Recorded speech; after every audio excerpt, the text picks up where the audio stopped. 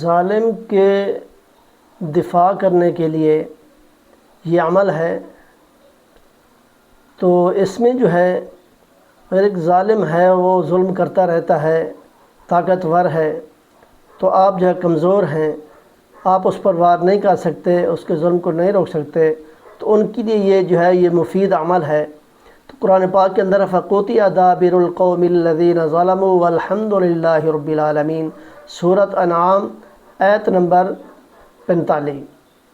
تو اس کے اندر جو ہے ظالم کو دفع کرنے کے لیے یہ آیت 3 دن تک 21 مرتبہ پڑھنا بہت ہی مفید ہے۔ تو یہ آیت بڑی جلالی ہے، اس کو ناجائز موقع پر پڑھنا اپنے آپ کو ہلاکت میں ڈالنا ہے۔ تو جب ظالم کا ظلم ناقابل برداشت ہو تو تب یہ عمل کریں، تو اپنے آپ کو ورنہ ہلاکت میں نہ ڈالیں۔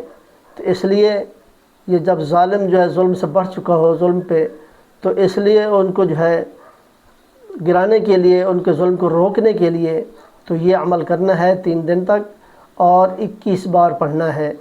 تو اس کو جو ہے کریں انشاءاللہ، ظالم جو ہے وہ اس کا ظلم اس کا رک جائے گا، تو اللہ تعالیٰ اس کے جو ہے جو بھی اس کا ہے طریقہ کار اس کو ختم کر دے گا۔ اللہ تبارک و تعالیٰ عمل کی توفیق عطا فرمائے اور اس کو جائز کریں، اور ورنہ اپنے آپ کو ہلاکت میں ڈالیں گے۔